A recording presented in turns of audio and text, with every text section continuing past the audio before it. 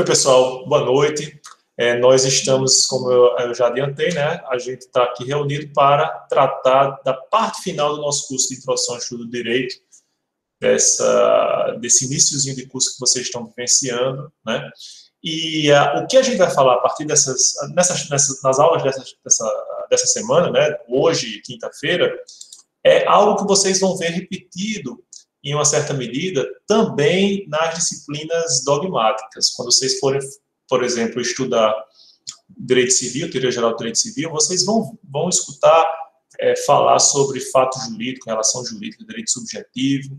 Por isso que a nossa pretensão não é, obviamente, exaurir o estudo desses aspectos estruturais, mas, pelo menos, introduzi-los nas problemáticas que eles envolvem e possibilitar a que vocês adentrem cada caminho específico das disciplinas dogmáticas com o conhecimento prévio dessas três figuras, principalmente, certo?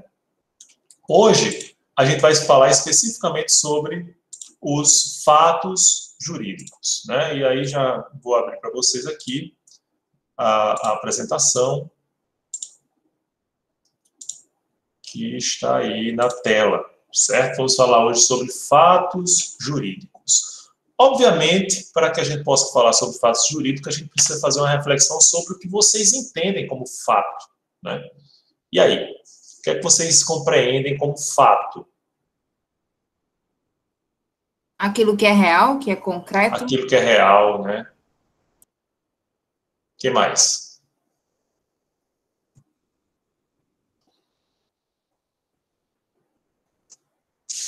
Não sei, eu só lembro, tipo, daquele ditado, contra fatos não há argumentos. Contra fatos não há argumentos. Então, é uma coisa evidente, né? Uma coisa que não se pode contestar, né?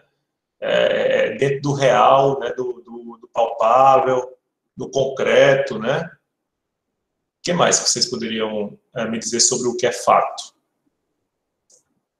Professor, para mim, fato é algo pontual, que existe e é aquilo, sabe? Pontual em que sentido? Pontual de que, por exemplo, como eu posso explicar? Como se fosse um tópico, um ponto, assim, a ser tratado, um assunto a ser tratado, alguma coisa nesse sentido. Sim, então, no sentido de que o fato, quando ele é retratado, ele apenas é retratado de forma parcial, ou seja, a sua complexidade não é ilustrada com perfeição. É nesse sentido? Na verdade, eu acho que ele é demonstrado, mas ele é imparcial, na minha concepção, né? Sim, mas parcial que eu digo no sentido não de parcialidade, mas de não totalidade, né? De não totalidade, exato. Certo. Certo. Esse é o sentido que geralmente se tem de fato, né? E quando a gente fala em fato jurídico, então a gente pode compreender a sua ideia como sendo um fato juridicamente qualificado a que as normas jurídicas atribuem determinadas consequências. Então, se vocês pararem para pensar, qualquer fato, ele pode ter repercussão jurídica. Vocês vão dizer, professor, um espirro é um fato jurídico? O que é que vocês acham? Acho que sim. Pode Depende, ter se a pessoa estiver com Covid, aí espirra tá certo. pessoa, aí a consequência, né, disso, repercute. Pode ter, inclusive, consequências jurídicas, né? Então, por exemplo, a pessoa que está sem máscara, espirra na cara de outra se sujeita a pegar não apenas o Covid, qualquer outra virose, pode haver uma ação jurídica no sentido de responsabilizar aquele responsável, né? Aquela pessoa incauta, certo? Então, quando a gente observa sob esse prisma, qualquer ocorrência fenomênica vai ter um potencial para produzir efeitos jurídicos. Dos fatos mais, vamos dizer assim, automaticamente relacionados ao direito, como um contrato, sei lá, um crime, né? Aquilo que a gente nem imaginava que pudesse ter repercussão jurídica, como um evento da natureza, certo? Então, o fato jurídico é justamente aquele a que o ordenamento jurídico atribui uma consequência, certo? Bem compreendido? Bom, sim, professor. Oi. Não, tranquilo.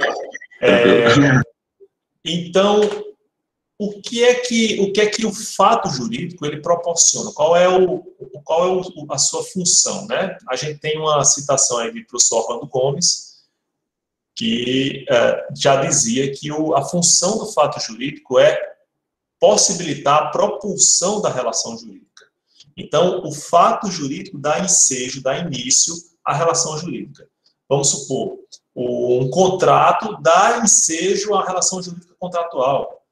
O nascimento dá ensejo à relação jurídica entre pai e filho. O casamento dá ensejo à relação jurídica entre marido e mulher, ou marido e marido, mulher e mulher, né? Entre as pessoas que se desposam. Então, vejam que a função do fato jurídico, ela sinaliza para a criação de uma relação jurídica, né, no caso desses casos que eu falei, a extinção da relação jurídica, vamos supor, um ato contratual para extinguir o contrato anterior, ou a morte, que dá ensejo à extinção de várias relações jurídicas, por exemplo, obviamente, de pertencimento da coisa à propriedade daquela pessoa que morreu, né? Os vínculos familiares, aliás, os deveres decorrentes dos vínculos familiares, o vínculo familiar não se desfaz, né? A menos que tenha ocorrido entre a morte de um dos cônjuges, né? Então, aquele vínculo nupcial se rompe e possibilita, inclusive, ao cônjuge sobrevivente que se case novamente, né? Ou modificação da relação jurídica, certo? Então, um aditivo contratual, certo? Um evento da natureza que vá ter impacto no cumprimento do contrato. Vamos supor que eu tenha contratado com o Estado a realização de uma rodovia, a construção de uma rodovia, mas aconteceu um fenômeno imprevisto e absolutamente incomum, uma chuva torrencial que me impossibilitou de cumprir o prazo estipulado no contrato. Então, aquele evento pode dar ensejo a uma modificação dos termos contratuais, certo? Então, vejam como é importante o fato jurídico, porque, obviamente, a gente vai trabalhar durante toda a nossa vida com relações jurídicas que a gente vai aprofundar na próxima quinta-feira, certo? Bem entendido? Bom, sim, professor, eu tenho uma dúvida, não sei se eu posso. Tranquilo. No caso, vamos imaginar, por exemplo, a nomeação, o processo do concurso público. Sim. O fato jurídico é a aprovação no concurso ou a formalização do ingresso no serviço público, vamos dizer assim? O que é que vocês acham? É de fato ou é de direito, entre aspas, assim, vamos dizer? O que é que vocês acham? É fato jurídico a aprovação quando sai ali o seu nome, né, destacado na lista de aprovados, ou a nomeação, efetivamente? Eu acho que é fato jurídico já a classificação, né, quando sai na lista. Você já passou por um processo seletivo. Se nomear ou não, aí... Não é o que chamam de direito líquido, certo? Quando você passa. Certo, mas isso aí já é o direito subjetivo, a gente tem tudo isso ainda. Mas, olha, tanto a classificação, né, a publicação do seu nomezinho lá na lista de aprovados, como a nomeação, são fatos jurídicos. Os dois são fatos jurídicos. O primeiro estabelece o resultado de um concurso, e aí pode haver, por exemplo, recurso em relação àquela divulgação.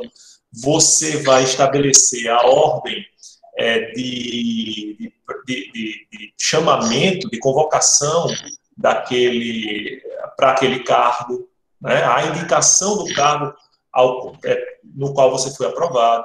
E o ato de nomeação é outro ato jurídico decorrente desse primeiro. Certo? Os dois são fatos jurídicos. Os dois têm repercussão jurídica. Então, professor, eu posso dizer, por exemplo, quando uma pessoa presta concurso para o Ministério Público e sai o nome dela na lista de classificação, o vínculo jurídico dela com o Ministério Público começa com a classificação, então vamos dizer assim? Não. Não. Não, porque eu posso querer ser nomeado. Eu vou ser convocado, eu vou ser convocado e dizer, não quero não. O Ministério Público é uma instituição com a qual eu não me identifico, eu não quero nem saber disso. Eu fiz só para humilhar os outros concorrentes, né? Tá certo? Então não confunda fato com relação jurídica, certo? O fato, ele possibilita, o fato me dá o direito subjetivo de ser convocado. Mas, obviamente, em caso de concurso público, no caso de ser aprovado dentro do número de vagas, por exemplo. Mas ele não cria necessariamente o vínculo, o meu vínculo com aquele cargo. Isso depende de outros fatos jurídicos posteriores. Certo? Obrigado, professor. Valeu. Tudo bem. Vocês imaginam algum fato que vocês jamais podem acreditar que constitua fato jurídico? Vamos tentar fazer esse exercício.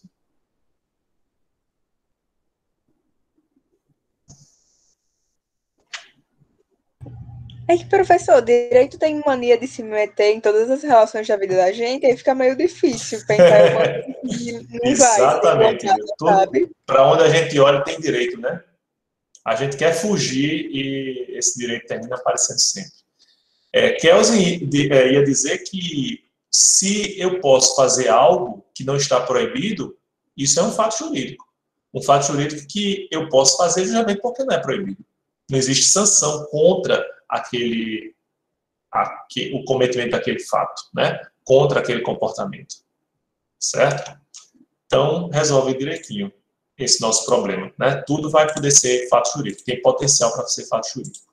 Mas como é que esses fatos jurídicos são compreendidos, né? A gente vai propor uma classificação aí, que é uma classificação que vocês vão encontrar normalmente em todos os livros de introdução, mais ou menos dessa forma, certo? Com alguma pouca diferença, mas basicamente vai ser assim. A gente tem lá na origem dessa árvore o que a gente chama de fato jurídico lato sensu, ou seja, no sentido lato, no sentido abrangente, no sentido largo, né? Os fatos jurídicos lato sensu, eles englobam na sua compreensão tanto os fatos naturais como os fatos humanos, certo? Os fatos naturais, por sua vez, eles são chamados também de fatos jurídicos estrito sensu.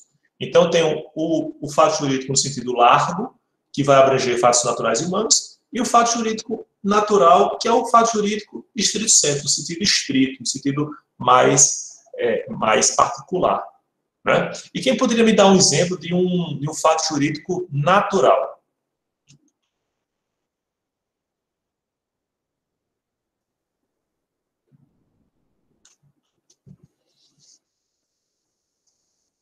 Vou dar a dica da sua compreensão. Um fato jurídico natural, ou fato jurídico estrito sensu, é um fato jurídico que independe da vontade humana. O nascimento? O nascimento, perfeito. O nascimento, aí você vai dizer, peraí, professor, mas o nascimento depende, né, da vontade humana, né? Mas eu não estou falando dessa vontade, eu estou falando no sentido de que o nascer não depende da vontade, o que motivou o ato sexual que propicia o nascimento. Ou pode não ser do ato sexual, pode ser de uma fertilização in vitro, né? Então, os casais, quando eles tensionam ter um bebê, né? Vocês podem ver, mas isso aí está presente a vontade humana.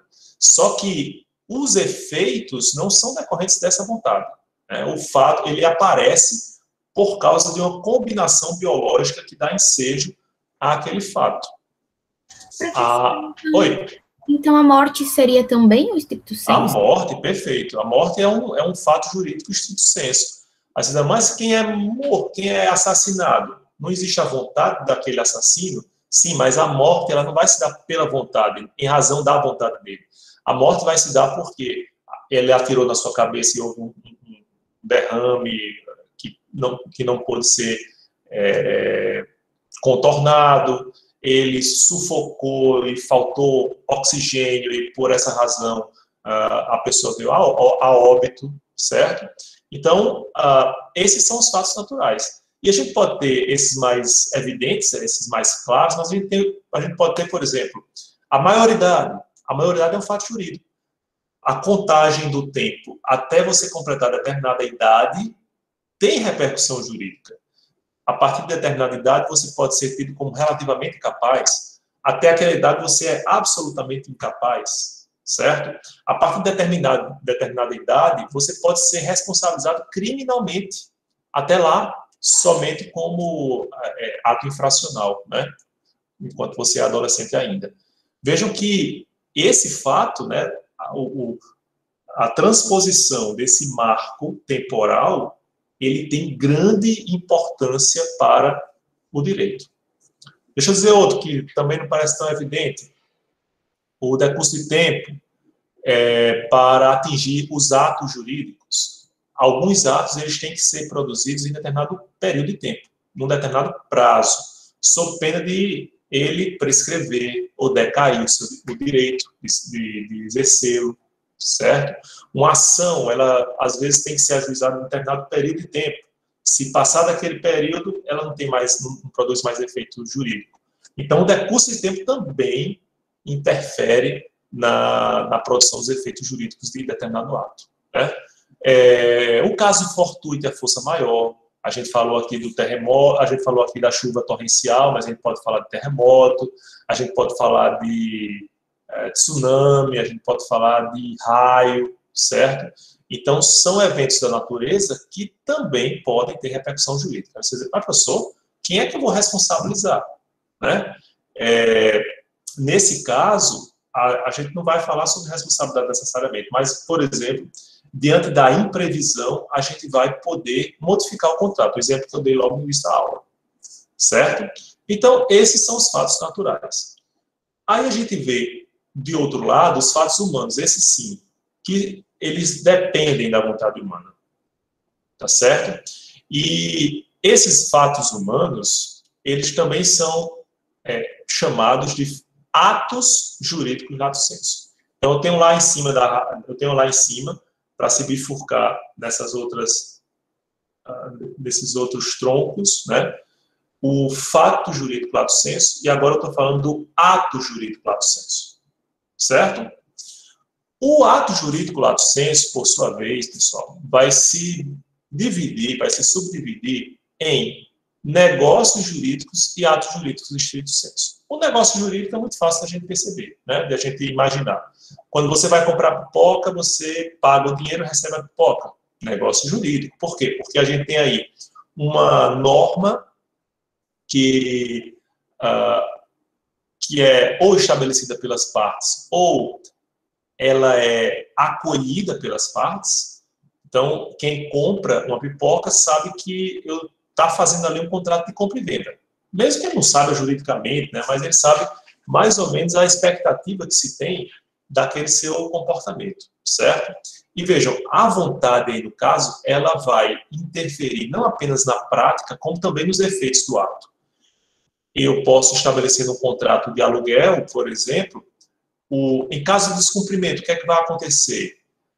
Qual o prazo que você deve estabelecer para informar o locador que você vai estar deixando o imóvel? Certo? Então, a vontade não apenas é dirigida à feitura do ato, mas pode haver previsão, inclusive, das consequências daquele ato. Esse é um negócio jurídico, certo? Mas eu tenho uma outra categoria que é um pouco mais difícil de visualizar, que é a do ato jurídico estrito sensu. O ato jurídico em sentido restrito, certo? E aí, o exemplo que vem mais naturalmente é o da fixação ou modificação do domicílio. Então, por exemplo, eu moro em Parnamirim. Eu quero me mudar para Macaíba, certo? Esse ato em si, ele tem efeitos jurídicos, mas que não são produzidos pela minha vontade. A vontade, nesse caso, ela é direcionada apenas à prática do ato. Os efeitos são decorrentes do próprio ordenamento jurídico.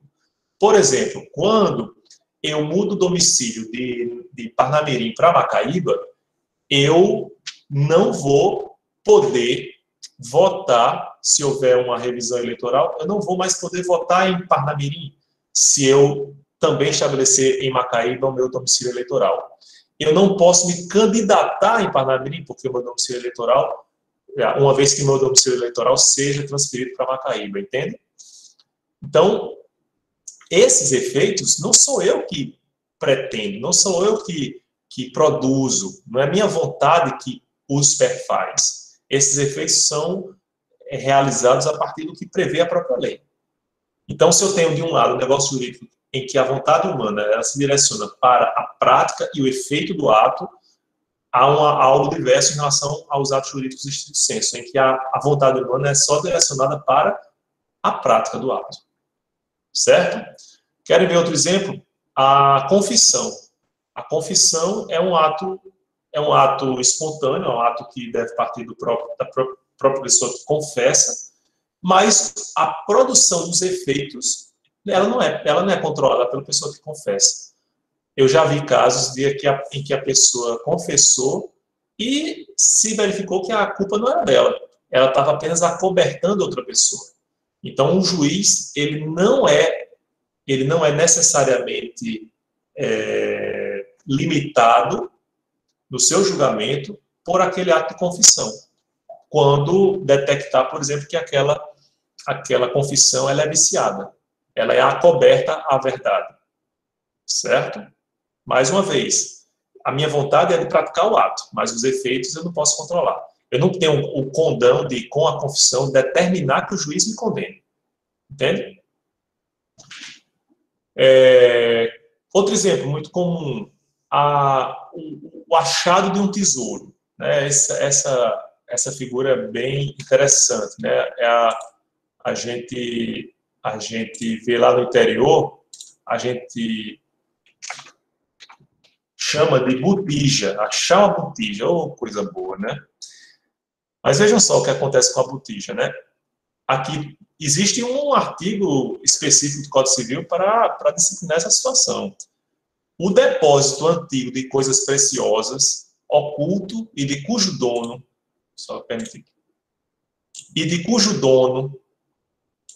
não haja memória, será dividido por igual entre o proprietário do prédio e o que achar o tesouro ocasionalmente. Então, vocês que achavam que podiam ficar com a botija sozinhos, né? Aqui vai um balde de água fria. A gente tem que dividir com o dono, o proprietário do prédio onde a gente achou a botija. Certo? Então, quando vocês acharem a botija, não digam que acharam, né? E se for na rua? Pois é, aí você não tem que dividir com ninguém. Aí sim. Agora, é o seguinte, na rua existe uma outra figura que recebe o nome de invenção, que não tem nada a ver com a nossa compreensão de invenção, né? Mas também tem uma disciplina dentro do Código Civil, certo? Bom, conseguiram compreender, pessoal, essa distinção entre o negócio jurídico e o ato jurídico em estrito senso? Sim, professor. Sim, é meio confuso porque é muito novo, mas... Não, claro. Mas, basicamente, a gente tem essa bifurcação aí, certo? E aí, pessoal, vocês devem estar perguntando, professor, mas não ficou faltando alguma coisa, não? Algum ato que a gente comete vez por outra, né? E também tem repercussão jurídica? Talvez.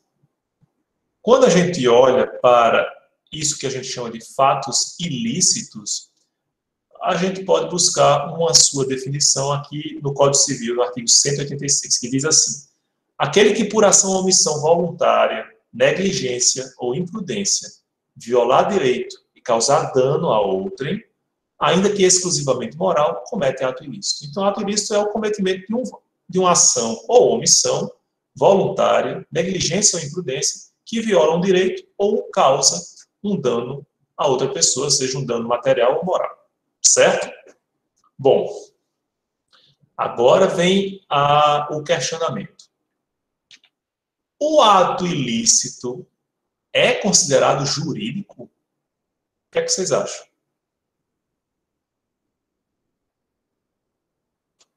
Sim, porque se é contra a lei, eu acho que... E a lei, ela é algo que é jurídico, então eu acho que o ato ilícito é jurídico também.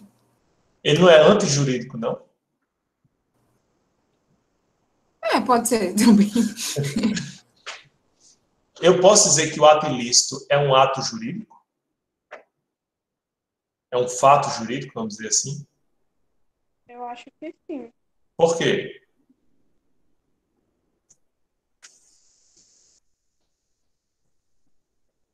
Eu não sei se parece ser uma coisa tão óbvia, mas quando a gente tenta uma intuição explicar... sua. Mas porque talvez o ato ilícito esteja descrito na lei e por isso talvez ele seja jurídico. Certo. Essa é uma boa saída.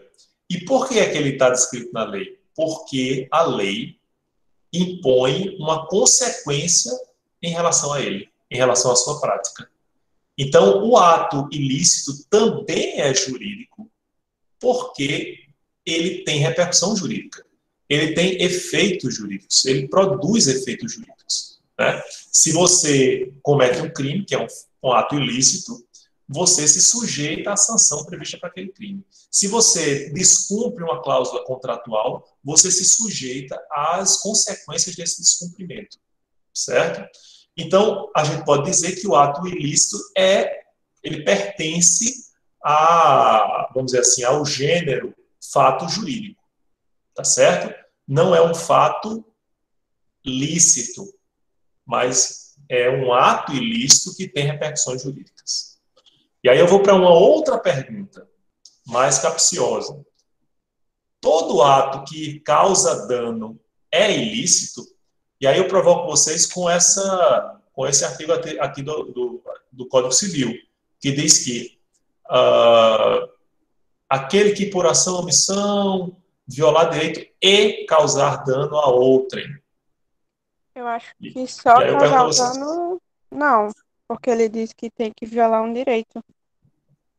Certo? Alguém poderia pensar em algum exemplo de uma pessoa que causa dano e não comete um ato ilícito? Professor, em algum caso de legítima defesa, isso daí seria. Perfeito, exatamente. Se a defesa é legítima, você vai causar um dano à pessoa que está lhe agredindo, né? Mas essa defesa, se for considerada legítima, ela está albergada no ordenamento jurídico daquele Estado. Então, ela é permitida. Ah, mas você pode matar uma outra pessoa? Pode. Pode matar uma outra pessoa e não se sujeitar à pena do homicídio, se aquela morte ela for a única saída para preservar a sua própria vida. Certo? Então, Professor, pois não. entra também essa questão dos casos que são omissos, tipo, se você negligenciar ajudar alguém, por exemplo, num acidente de trânsito, sei lá, uma coisa nesse sentido. Essa é uma discussão interessante, porque existe um tipo penal específico no Código de Trânsito Brasileiro que pune como crime aquele que omite socorro. Então, se você provocou o acidente e não socorreu a pessoa acidentada, né, que foi vítima do acidente, você responde pelos dois crimes, pela lesão corporal ou morte, né, no trânsito, e também pela omissão de socorro. Há uma discussão jurisprudencial sobre isso, que segue no sentido de refletir sobre o nosso dever de solidariedade, né?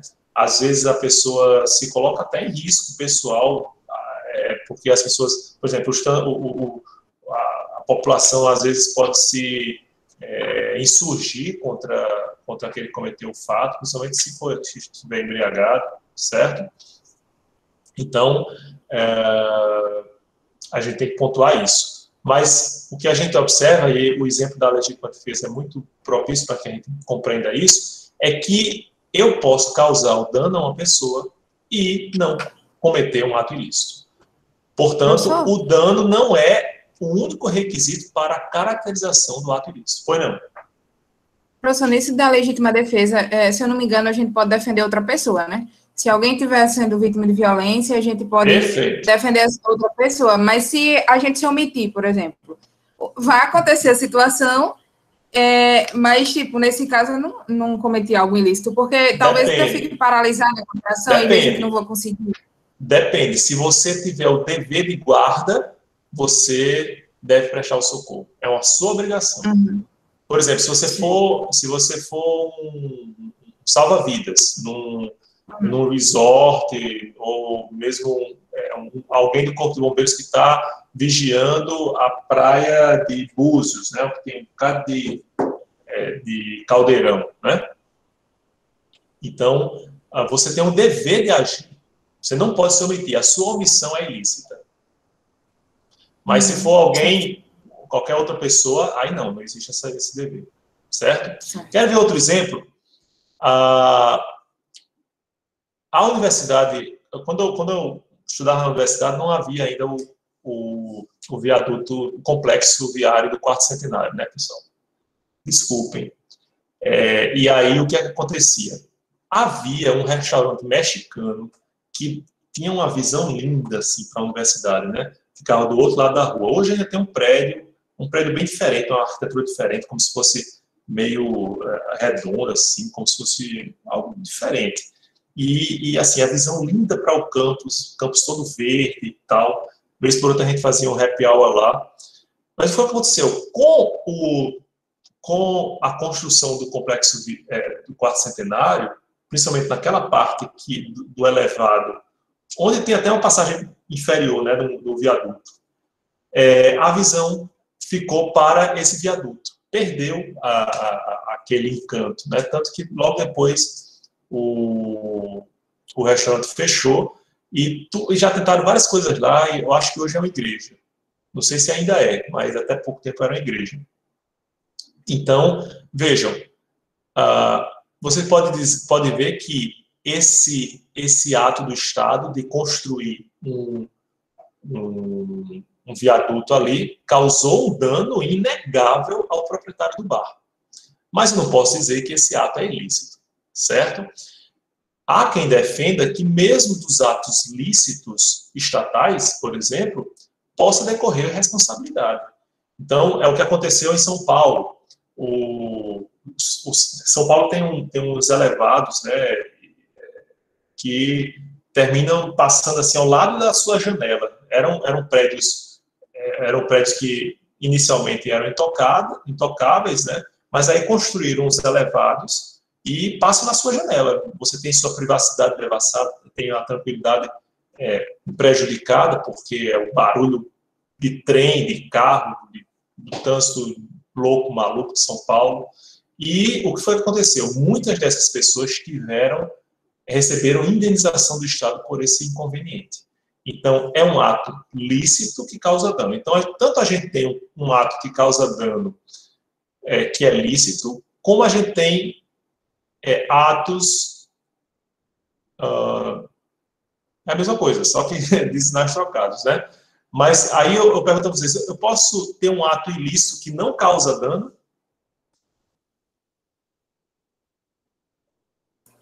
Fumar maconha. Porque você fuma sozinho, a maconha é liberada. Mas aí causa dano à saúde, né? Principalmente se for adolescente ou criança, sem dúvida. Mas eu entendo o seu ponto de vista. Agora, teoricamente, a gente pode se deparar com essa situação de um ato que é tido como ilícito e que não causa dano.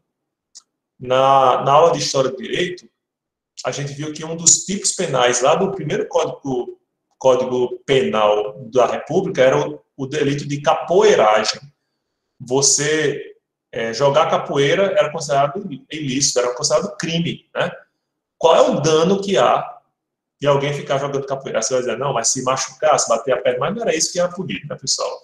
Na verdade, era um reflexo da discriminação dos próprios hábitos dos ex-escravos, dos ex-escravizados.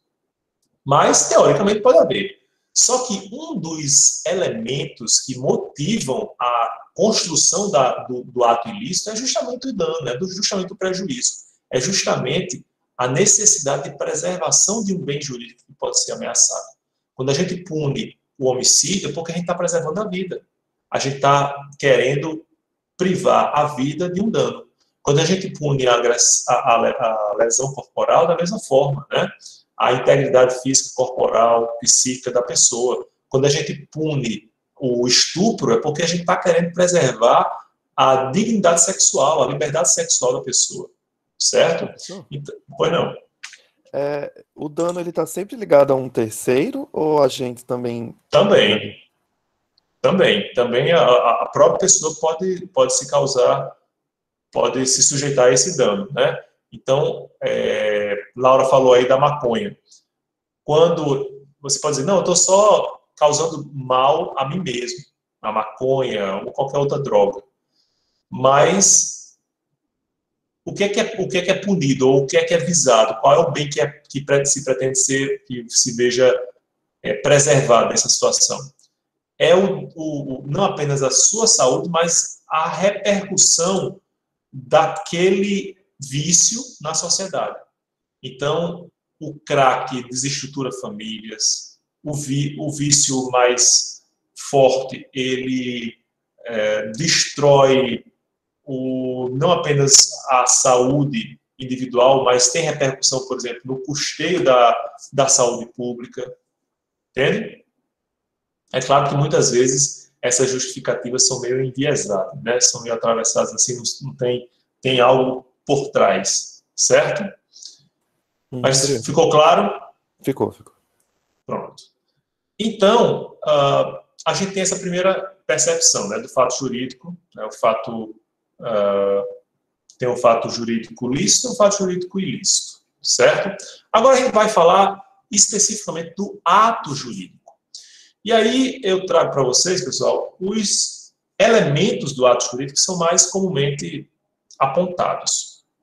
A gente tem lá no Código Civil, no artigo 104, a enunciação do que vem a ser os elementos essenciais do ato jurídico.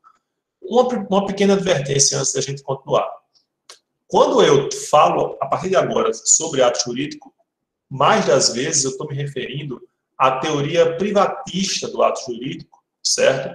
Porque, de fato, foi a que primeiro frutificou, a que primeiro foi desenvolvida de maneira mais efusiva, e deixando um pouco de lado o que o direito público fala sobre ato jurídico, certo?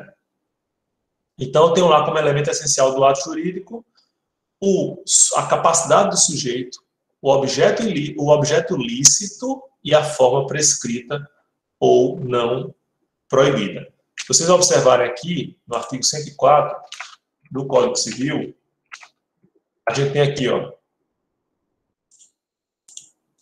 artigo 104. A validade do negócio jurídico requer agente capaz, objeto lícito, possível, determinado ou determinável, e a forma prescrita ou não defesa em lei. Esses são os elementos essenciais, ou seja, é da essência de todo ato jurídico a existência desses elementos, certo? Mas eu posso ter elementos naturais. Eles não são essenciais para todos os atos jurídicos, mas eles são naturais para determinados atos jurídicos. Eles são essenciais para determinados atos jurídicos, entende? Então, os elementos essenciais, todo ato jurídico tem que ostentar. Os elementos naturais, eles são essenciais para determinados atos jurídicos. E o que a gente pode ver como exemplo é a garantia contra a evicção, que está disciplinada aqui no artigo 447 do Código Civil. Diz assim: nos contratos onerosos, o alienante responde pela evicção. Subsiste essa garantia, ainda que a aquisição se tenha realizado em asta pública. Então, quando eu estou diante de um contrato oneroso, quem vende, por exemplo, uma casa, ele responde, eventualmente, por qualquer questão judicial que envolva aquela casa. Eu vendi um carro, aí depois eu tive todo o cuidado como comprador, mas eu descobri depois que aquele carro ele foi desmontado e tá irregular, eu vou ter que devolver.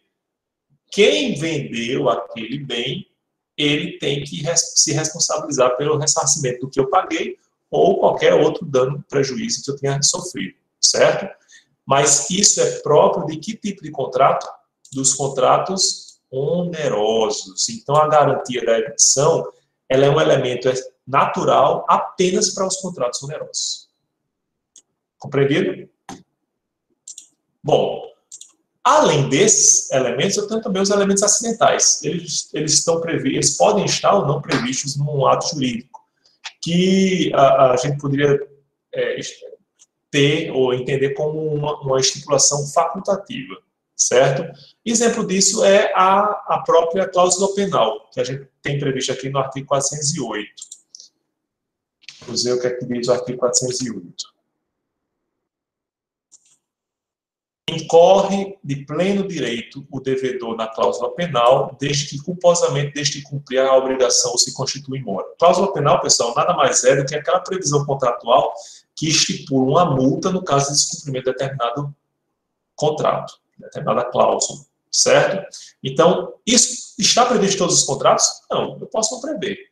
Eu firmei agora, por exemplo, um contrato de locação que não prevê a estipulação, não estipula uma multa no caso de eu descumprir o prazo inicialmente acordado, certo? Então, não é um elemento essencial, tampouco é um elemento natural para esse tipo de contrato. É um elemento acidental. Ok? Tranquilo?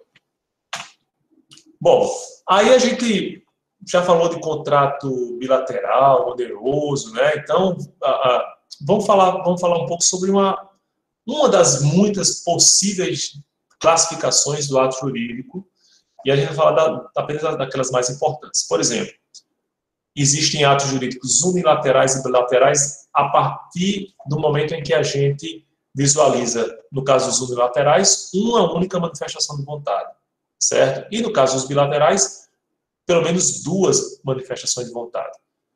Contrato de compra e venda, ele é unilateral ou bilateral? Bilateral. Bilateral. A gente tem a vontade do comprador e a vontade do vendedor, né? Mas o contrato de doação, essa espécie contratual, ela tem apenas a manifestação da vontade daquele que dá, certo? Só esse ato já perfaz esse contrato, tá certo? Não depende da vontade de quem recebe, a não ser que eu doe sob alguma condição.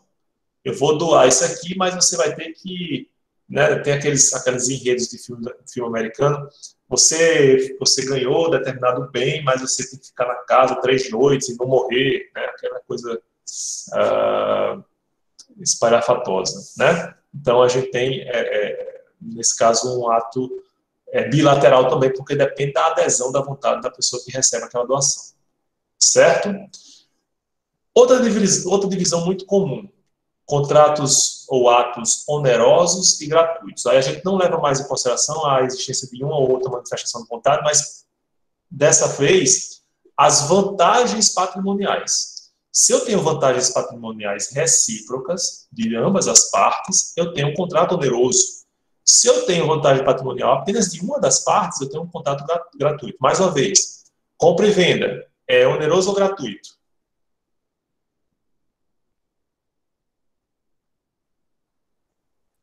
Oneroso, né, professor? Oneroso, porque eu tenho vantagem do comprador, que recebe o bem, e eu tenho vantagem do vendedor, que recebe o dinheiro pago por aquele bem. Mais uma vez, a doação sem nenhuma condição é um contrato gratuito porque eu estou doando algo e só aquela pessoa que está recebendo esse algo tem vantagem patrimonial. Certo? Professor, Oi? mas existem outros exemplos de contratos gratuitos, além da doação? Não de contratos gratuitos, certamente, mas se eu for falar em ato jurídico, de forma mais ampla, certamente. Vamos lá. O reconhecimento de um direito, Você reconhece que deve aquela pessoa determinado valor, certo? Então, você pode fazer isso de maneira sem receber nada em troca, certo? Então, também obrigada. há essa possibilidade. Mas vocês, olha, não se preocupem que exemplos não faltarão. Quando vocês forem ver lá os contratos no âmbito do direito privado, certo? Bom, temos também os atos jurídicos comutativos e aleatórios. Aí, os comutativos, existe uma certa reciprocidade entre a prestação e a contraprestação. Mais uma vez, os contratos de compra e venda, você dá um valor mais ou menos correspondente ao valor que deve ser pago por aquele bem que você está comprando, certo? Há uma equivalência, por mais que isso possa flutuar, mas há uma certa equivalência entre o valor pago e o valor recebido, certo? Nos contratos aleatórios, não. Você aposta quanto é que está a Mega Sena, o jogo, com R$5, R$4,50. Enfim, você aposta R$5 na Mega Sena e você pode ganhar 100 milhões na Mega Sena da virada. Existe proporção nisso? Não existe proporção nenhuma. Mas você pode também apostar, eu vou fazer 20 mil jogos, vou gastar R$1 milhão e não ganha nada. Certo? Então, é um ato absolutamente aleatório, né? O alias, da sorte, que guarda uma desproporção entre o investido e a expectativa de recebimento. Certo? Professor, Ou não? Qualquer tipo de aposta é aleatório, no caso? As apostas são aleatórias por natureza. Porque você vai apostar em algo que, obviamente, quer ver reproduzido, né? quer ver acrescido. Mas toda aposta tem um risco, justamente, de perder também. Tudo que você apostou. Tá bom, obrigada. Certo? Bom, e a gente tem também os atos típicos e atípicos, né? Quando eu era estudante de Direito, eu e alguns colegas meus, a gente, de forma pioneira, né?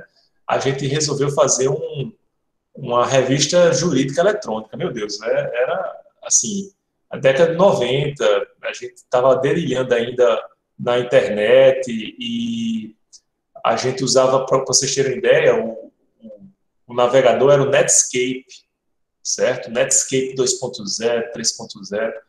E aí a gente foi fazer um contrato, né, com a Cabugi.net, que ia albergar a nossa revista eletrônica. E, obviamente, naquela época em que a internet ainda era muito incipiente, não havia um contrato estabelecido na lei para disciplinar esse tipo de relação. O que a gente fez? A gente inventou um contrato. Então, esse contrato, por não estar estabelecido em lei, é tido como um contrato atípico. As suas determinações não estão previstas em lei. Não de forma específica, entende? Claro que o Código Civil traz as diretrizes basilares do cumprimento de qualquer obrigação. Mas esse contrato específico não está lá previsto. Mas a gente tem lá previsto o contrato de aluguel, o contrato de compra e venda, a doação e assim por diante. Certo? Quero ver outro exemplo interessante, que está previsto também no Código Civil, do regime de bens. Olha só que interessante. É lícito aos nubentes, aqueles que vão casar, né, antes de celebrar o casamento, estipular quanto aos seus bens o que lhes aprouver. Antigamente tinha o regime de bens de comunhão total, comunhão parcial, de separação total, ou de... Meu Deus, surgiu muito agora. O dotal, né, o que dava o dote. Isso ainda lá no Código Civil de 16, né?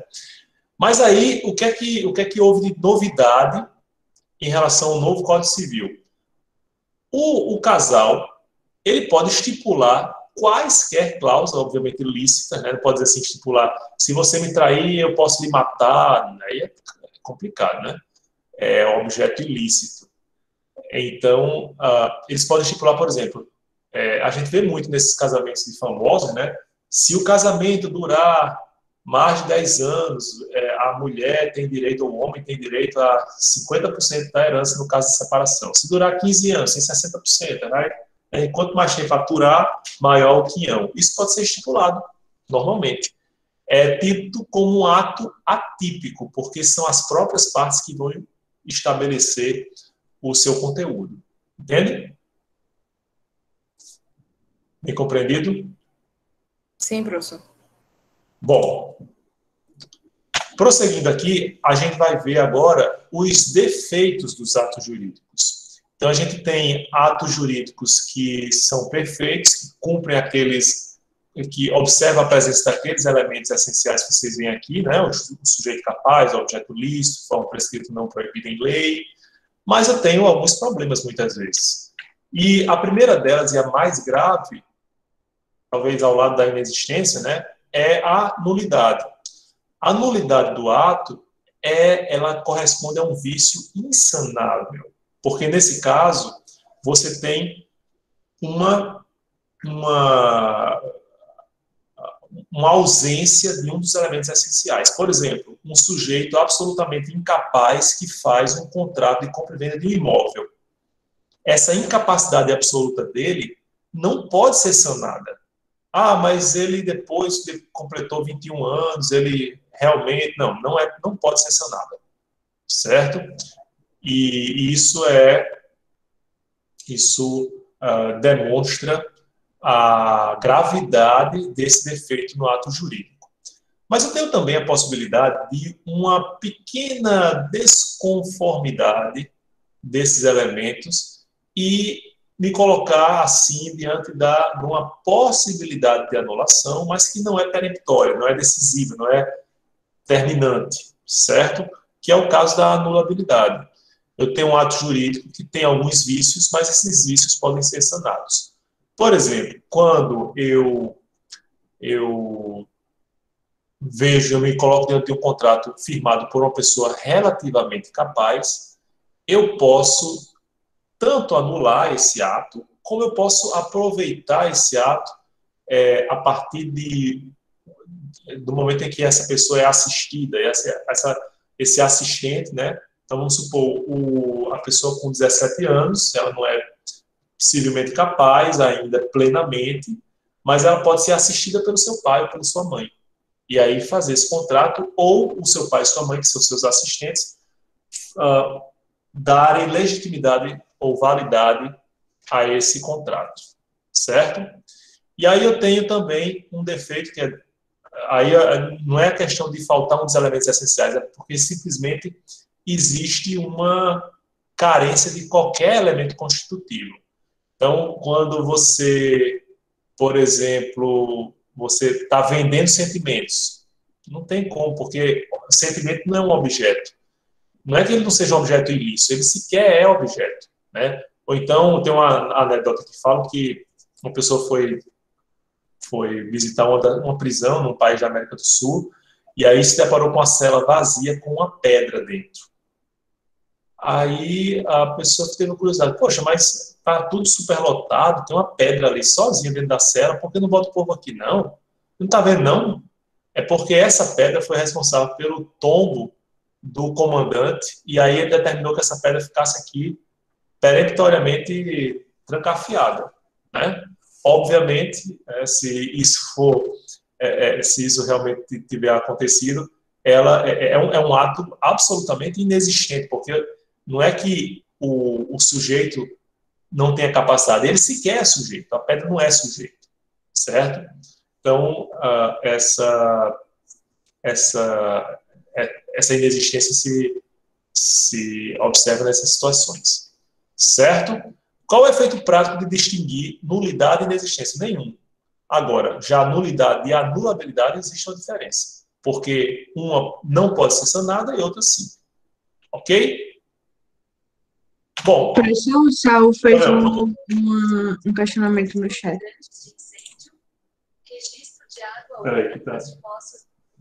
Aqui o stalker do Google está me... Deixa eu ver, Saul. Por qual razão pequenos contratos de compra e venda firmados por incapazes não são nulos de pleno direito? Por exemplo, a criança compra uma coxinha na lanchonete da escola. Boa pergunta, Saul. Realmente, a gente não se coloca dentro dessa situação, né? Mas, talvez por questões de ordem prática. Qual seria o interesse de eu ajuizar uma ação para anular a compra de uma coxinha, né? Então, assim, isso aí poderia... veja que existe uma proteção jurídica daquele ato para invalidá-lo, mas na prática isso não é reclamado, isso não chega ao judiciário, certo? Acontece muito, né? Quando as crianças estão colecionando alguma coisa, acontecia vez por outra, eu era colecionador de muita coisa, cédula, moeda, selo e tal, e às vezes acontecia de, assim, alguns colegas fazer uma troca, e aí o pai diz, pelo amor de Deus, você trocou esse selo aqui por esse outro não vale nada e tal. Aí lá vinham os pais intervindo para desfazer a troca, né? Era engraçado. Então, aí não tem o judiciário, mas tem um poder ainda superior, que é o poder do pai e da mãe, né? Para as crianças é até mais eficaz. Professor, eu achava que era porque tinha alguém que era responsável legal e fiscalmente pela criança, né? Tipo assim, a cantina da escola e tal. E aí tem sempre um responsável. Exato. Uma pessoa que está sob custódia, tutela de alguém. Então, é igual a fiador de contrato. Se você não paga, você que é locador de um imóvel, o fiador que tem a responsabilidade fiscal. Exato, mas essa responsabilidade não pode ser subentendida, né? Então, se você, por exemplo, numa escola, você possibilita uma criança que consuma ela comprou todos os salgados, gastou R$7.000. Obviamente, esse descontrole não pode ser tido como subentendido. Mas foi a criança. Se você colocou a criança e a criança pode comprar, então a gente vendeu tudo que ela queria. Não, então, também não. Então pode haver intervenção nessa hora, né? Mas não em situações ordinárias, corriqueiras, certo? Tranquilo? E aí, pessoal, a gente vai para o desfecho dessa matéria, que é uma área que é uma discussão interessantíssima, que é sobre a proteção jurídica desse ato. O ato jurídico, a gente já viu a importância dele. Ele dá ensejo a uma nova relação jurídica, ele pode modificar uma relação jurídica, ele pode dar fim a uma relação jurídica. E, por isso, esse ato jurídico ele merece uma proteção. A proteção jurídica ela pode se dar das mais diversas formas, pessoal. E a gente vai ver isso agora. Eu posso me colocar diante de uma defesa reparatória, ou seja, o dano já aconteceu, e aí eu tenho que recorrer ao Estado para ver reparado esse dano, certo? Então, quando a Constituição, lá no artigo 5º, inciso 35, trata da responsabilidade pelo cometimento de um ato que cause dano, é justamente nessa toada. Eu sofri um dano, sofri um prejuízo, e eu posso ver reparado esse prejuízo. Mas veja, o prejuízo aconteceu, certo? Agora não tem mais o que fazer a não ser o ressarcimento. Mas o ordenamento jurídico, sabiamente, prevê também a possibilidade de eu prevenir esse dano, eu prevenir esse prejuízo. E aí eu posso prevenir tanto judicialmente quanto extrajudicialmente. Querem ver um exemplo? A gente já falou da cláusula penal, né? De que maneira a cláusula penal previne o descumprimento do contrato? Quando eu olho para a cláusula penal e digo, rapaz, eu vou cumprir bem direitinho, porque senão eu vou ter que pagar uma multa, e isso não é legal, né? Eu vou ter mais prejuízo, então eu não vou descumprir esse contrato. Ou seja, atuando extrajudicialmente, porque eu não estou falando ainda do poder judiciário, estou falando ainda da elaboração do contrato, certo?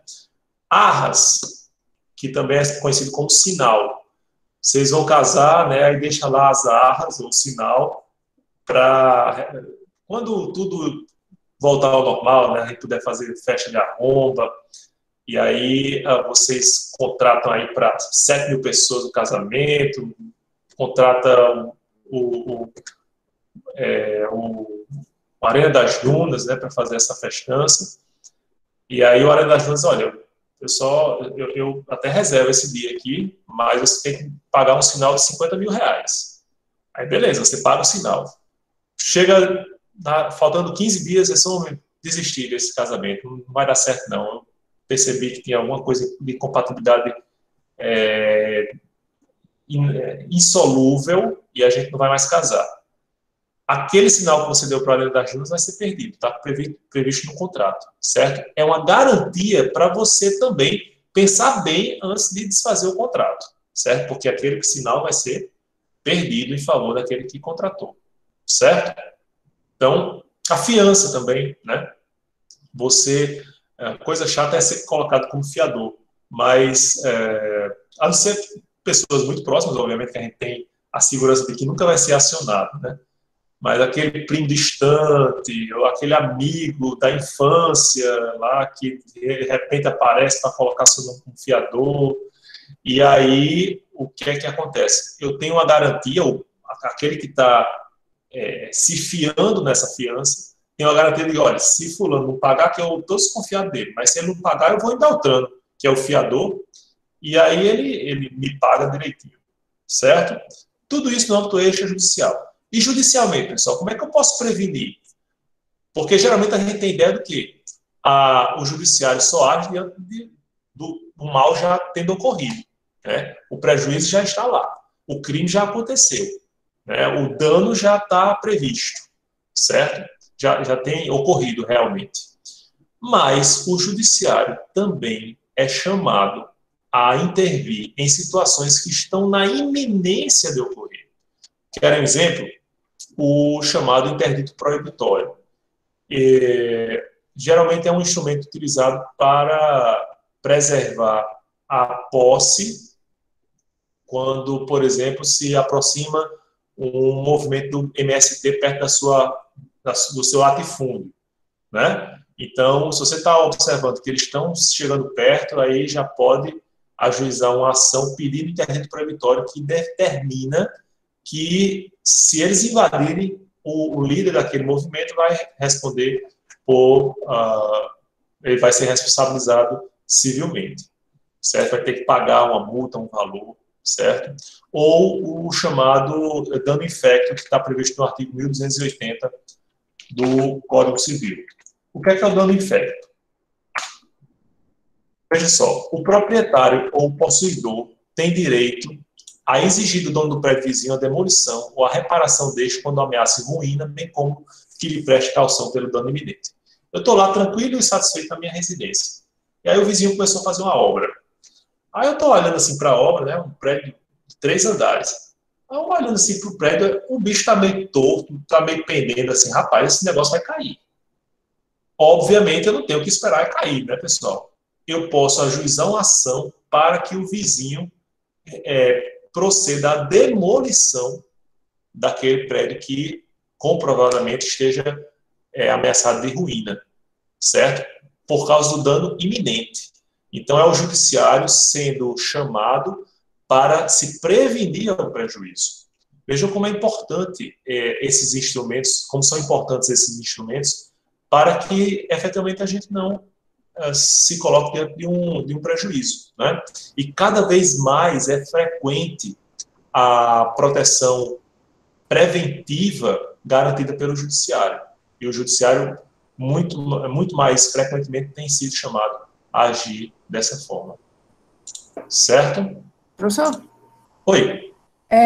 E, por exemplo, no caso da obra não está ameaçando cair, mas, por exemplo, vamos supor que ela acabou com toda a ventilação de casas vizinhas e tal.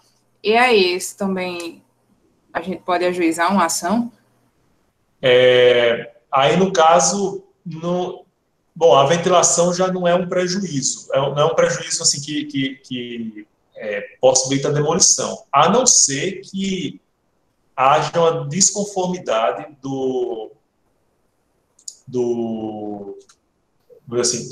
daquele projeto com o plano diretor ou então com o regimento do condomínio, certo? Então, você está fazendo uma reforma no seu apartamento aí em cima e que pode causar por exemplo, um dano estético, certo? Você está colocando na fachada do prédio o ar-condicionado, quando isso é impossibilitado em face da convenção do condomínio. Não, entendi. Não, é porque aqui mesmo no interior, e aí tem uma mulher que fez uma casa de mais 2 andares, assim.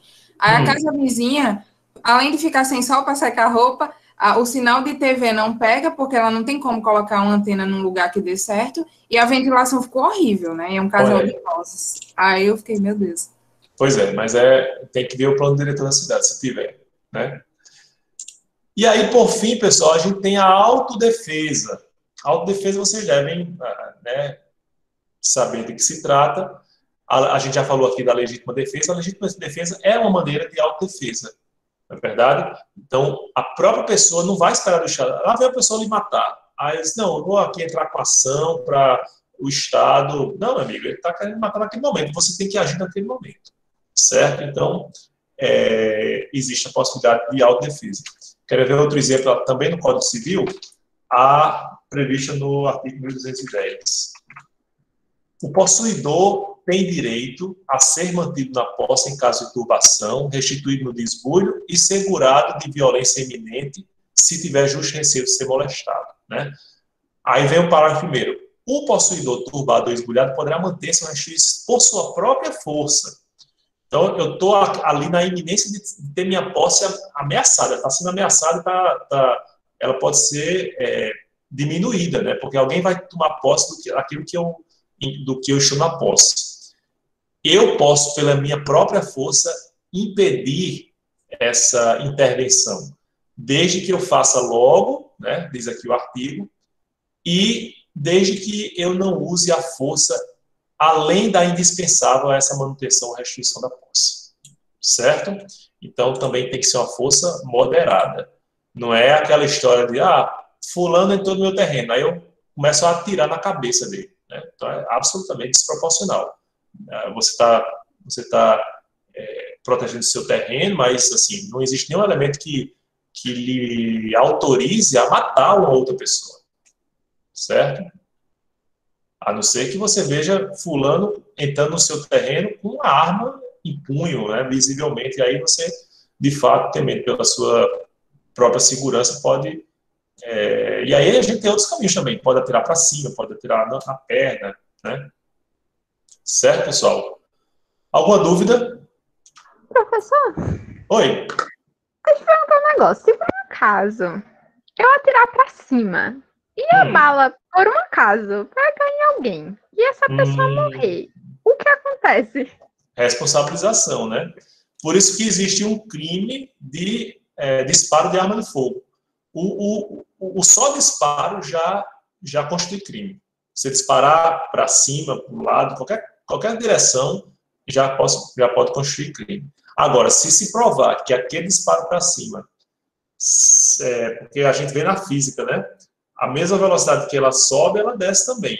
Então, se aquele projétil vai atingir uma pessoa e leva aquela pessoa a óbito ou fere aquela pessoa, essa pessoa que atirou pode ser responsabilizada, sim, criminalmente, inclusive.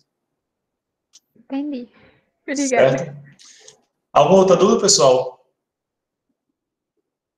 Não, bom, ok. Então, pessoal, agradeço, né, a participação de todos e todas.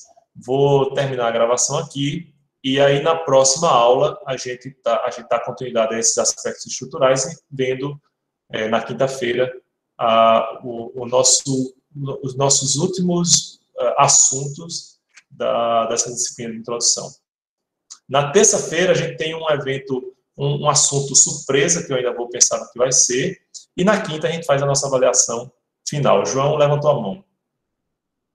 Oi, João. Primeiramente, obrigado pela aula e gostei bastante do assunto. Eu tenho uma dúvida, você pode responder bem brevemente. É mais de direito civil. Qual que existe diferença jurídica entre avalista e fiador? Rapaz, eu não sei responder não, João.